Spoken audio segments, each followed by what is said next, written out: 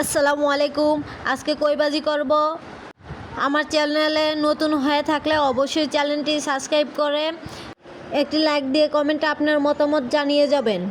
প্রথমে কইগুলো কেটে নিয়ে আমি ভালোভাবে ধুয়ে নিব।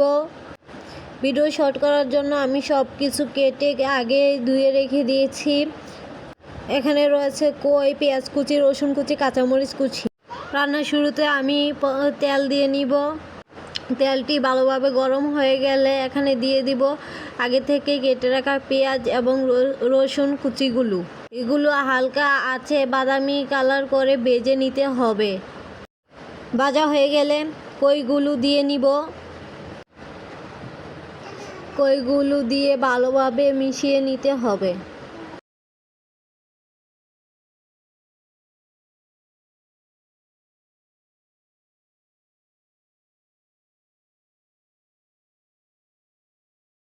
এখন এখানে পরিমাণ মতো লবণ দিয়ে নিব এবং পরিমাণ মতো হলুদের গুঁড়ো, মরিচের গুঁড়ো দিয়ে নিতে হবে।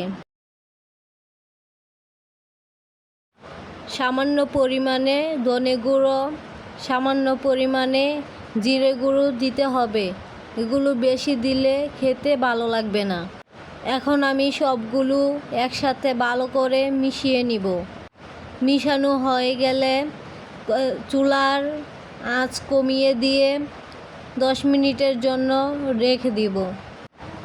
10 মিনিট পর আবার ফিরে আসব। আপনার তেলটা অবশ্যই পরিমাণ মতো দিবেন।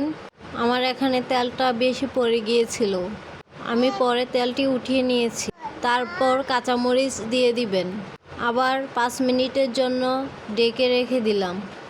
এখন আমার ভাজি পুরোপুরি সিদ্ধ হয়ে গিয়েছে। আমি একটি বাটিতে উঠিয়ে নিলাম। শেষ পর্যন্ত ভিডিও দেখার জন্য ধন্যবাদ।